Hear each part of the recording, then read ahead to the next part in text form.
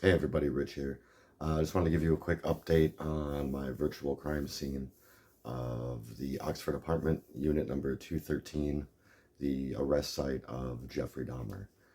Originally, I had this project started in Blender, so it was just a 3D asset, 3D models with textures, and all I could really do with it was maybe make an animation, something along those lines.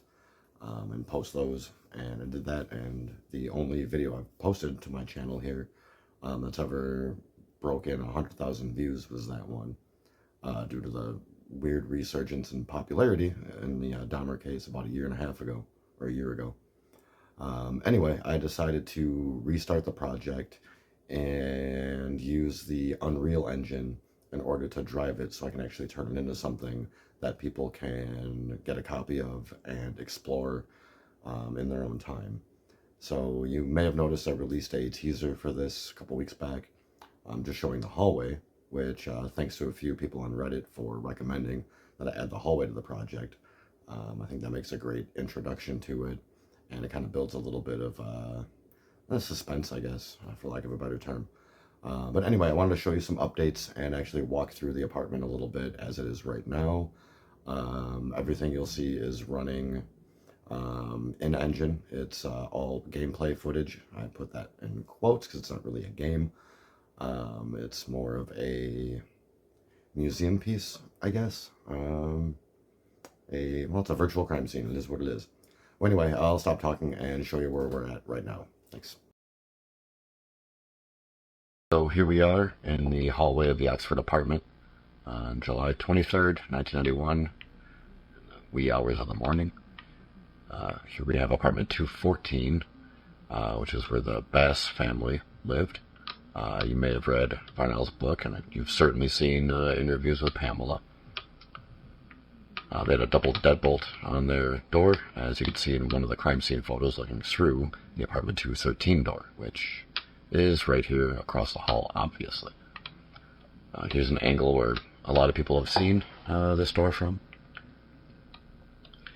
Even though it's a little bit anachronistic, the time doesn't quite line up, I wanted to create this door as it looked later in the morning on the 23rd, once the police had taped everything off and threw on the padlock and the evidence sign. Let me show you a little bit more of that.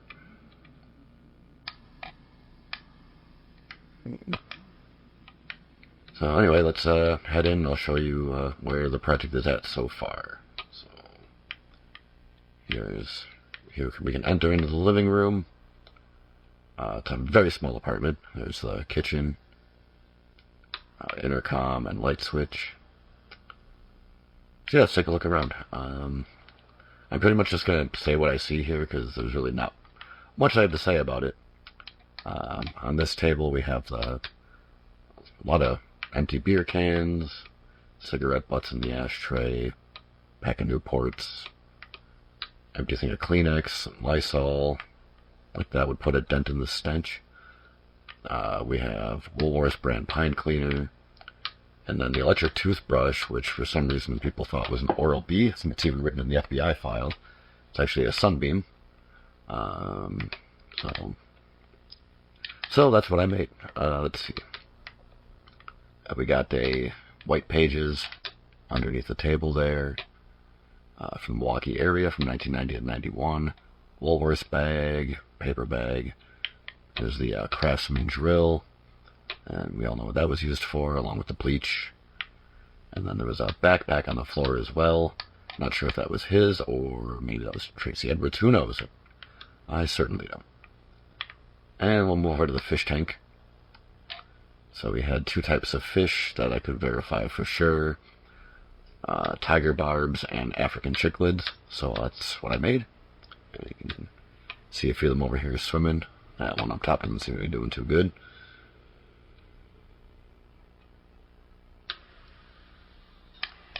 Zoom out a bit here.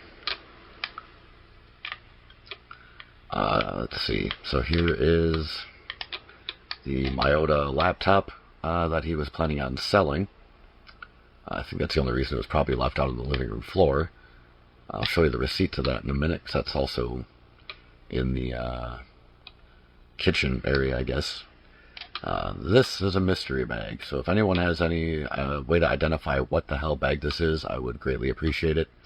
You can only see parts of it in a few pictures, and I could never identify what the hell was written on it. So I just went into Photoshop and made what I could see. So I figured that was better than leaving it missing entirely.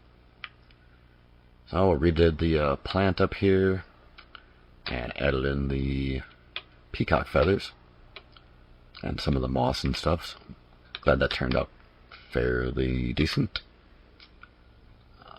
Water can, air conditioner, that obviously didn't work. The world's smallest fan. Like, I really don't know how that would have moved much air in the apartment. But nevertheless, you had a fan. And there's the rolled up rug that he was planning on replacing the bloodstained one with, allegedly. I'm not really certain on that. And here's one of the little gargoyle statues. And the lava lamp is lava lamping currently, as you can see. We have a Stanley lunch pail. You've seen one, you've seen them all. Up onto the table. Alright, so we have, again, more beer cans as always. Some Cool Ranch Doritos, Ruffles, some incense sticks, another pack of Newports, and there's the receipt for the laptop. You textured that with an actual photograph of the real receipt. And there's the back cover of the Instep magazine from that particular week. Let's see, we have some barbecue sauce, we have a Samsonite case, and all kinds of random stuff up here. 9-volt battery. So that's his kitchen table. And then moving to the floor over here, we have his work boots, several boxes of Soilax, which is primarily muriatic acid, and then a wallet that, depending on the crime scene, it was either stacked on these boxes or on the cardboard boxes of Rudo muriatic acid. So I just went with keeping it in here because I just thought it just looked better there. It was a little less in the way. I believe that was Joseph Bradoff's ID. There's no real clear image of it, but from what I could tell, that was the only state where the IDs from that era actually fit what I could see. So I just went ahead and made that what it is. So, as I mentioned, the Rudo boxes. We got the corrosive stickers on the sides. And then we can move in toward the kitchen area. So we have a mop and bucket, grease staining going down the wall by the vent, and the General Electric range.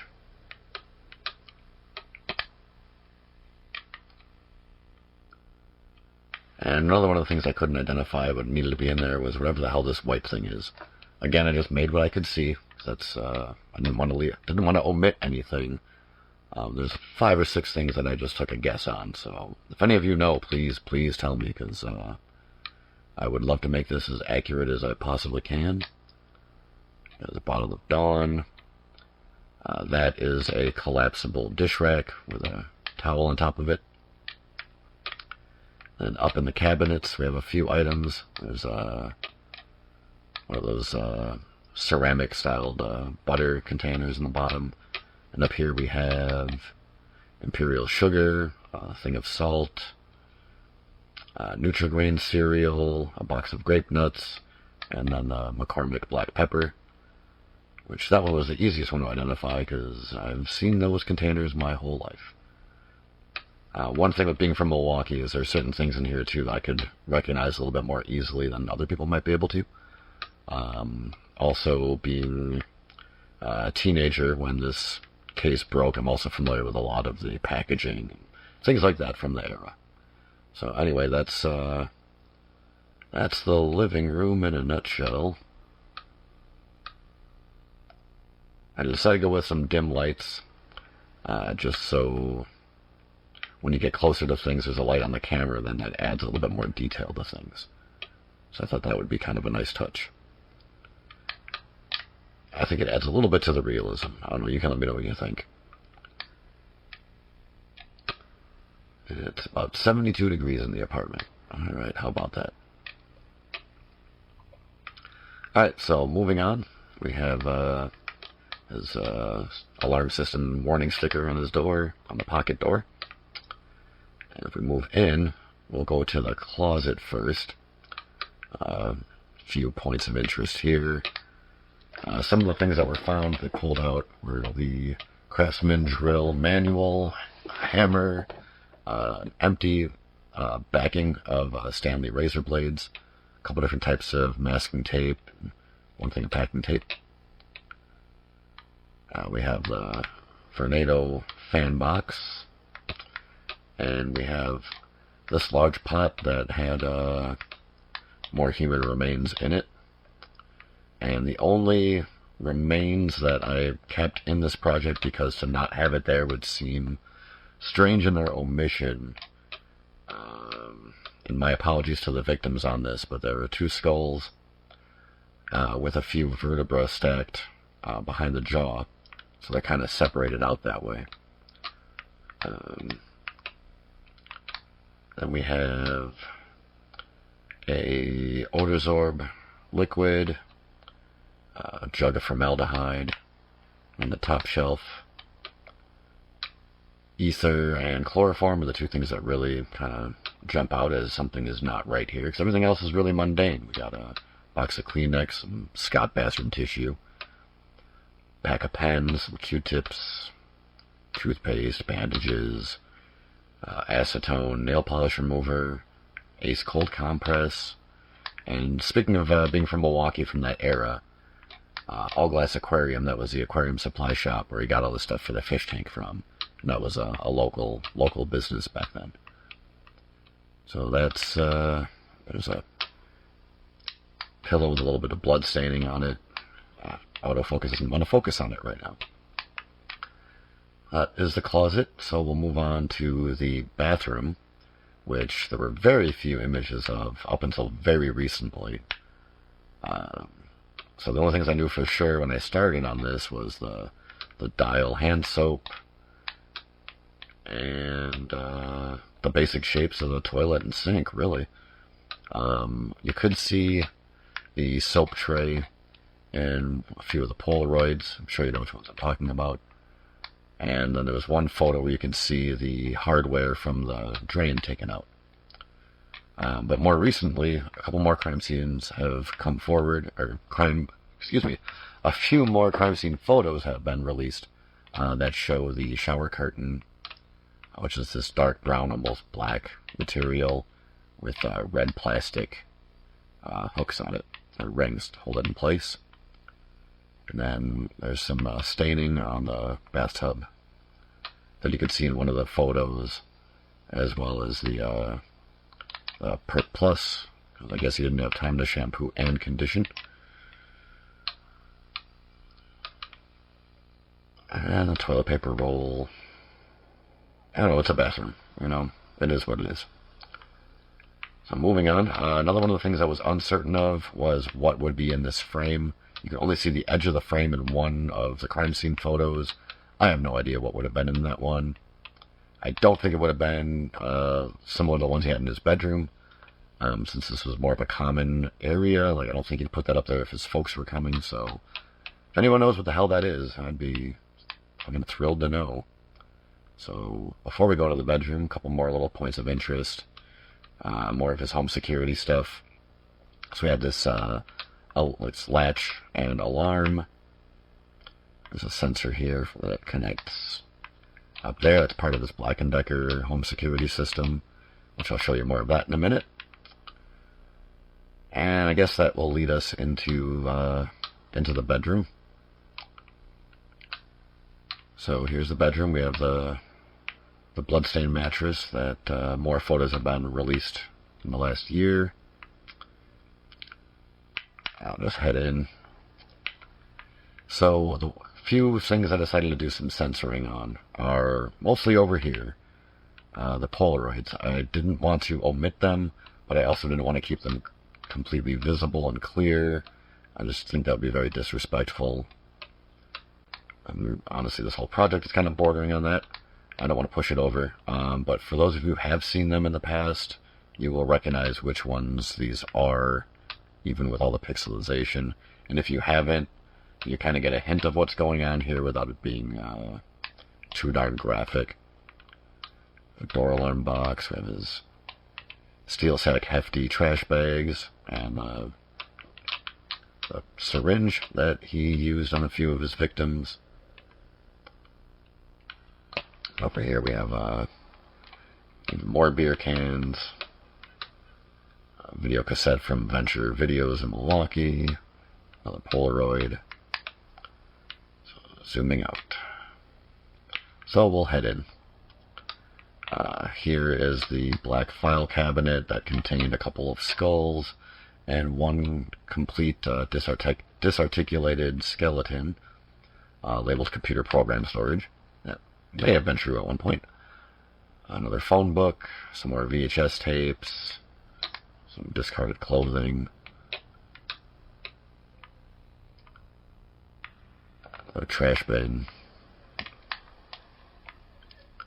We have a speaker that he had connected through irritating set of wires that was a pain in the ass to model. We'll get to that in a minute. I'll come over this side again. So of course we have the blue barrel. Everyone here would know what's in there. We also have the box in which his computer, his laptop was in. More trash.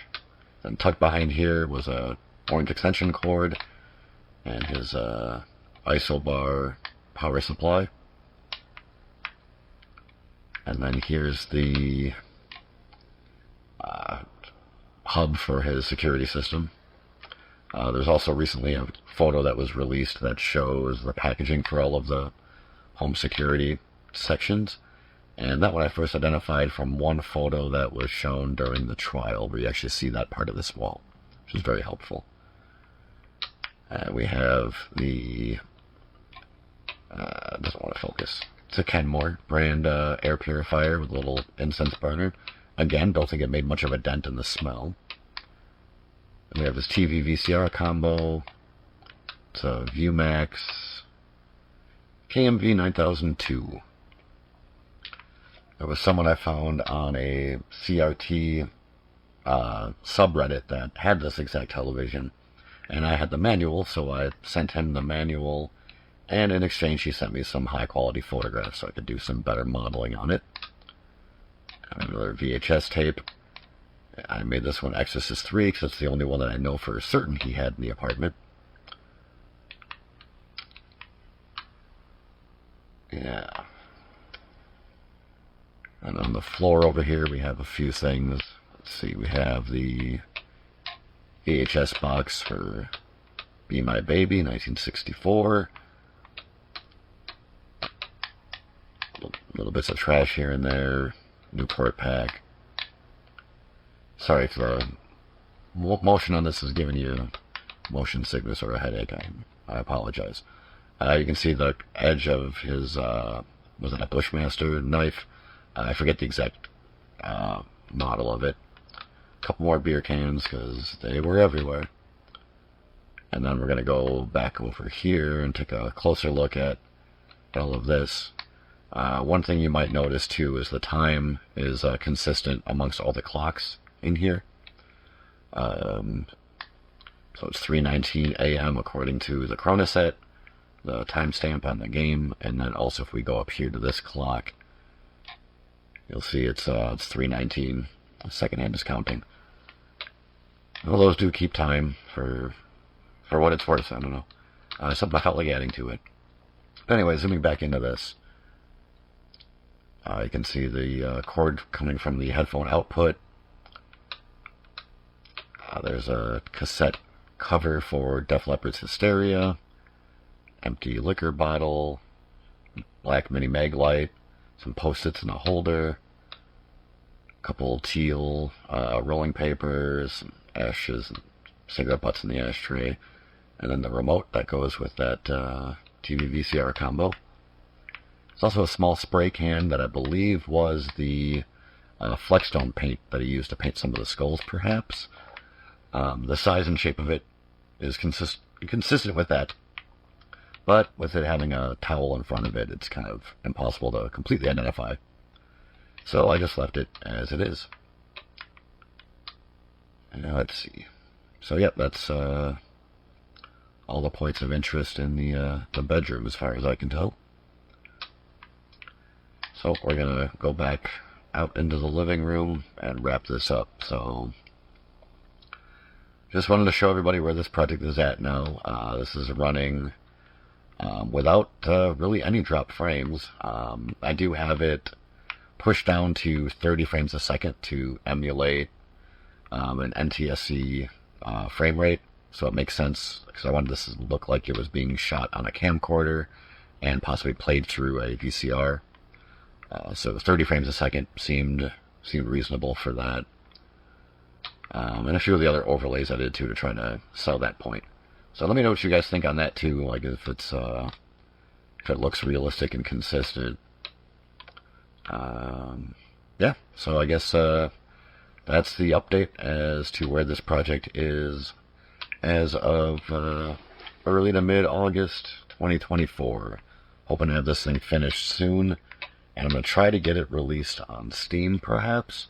That's another thing, if anyone has any interest in maybe owning a copy of this at some point, let me know what you think. And if there's some interest, I'll definitely push to get this thing available as soon as I consider it finished. I mean, it's I could literally work on this project for the rest of my life and probably never be done with it, because there's always things that can be better.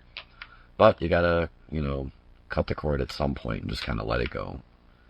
So, anyway, I guess I'll stop rambling incoherently and just finish this damn video.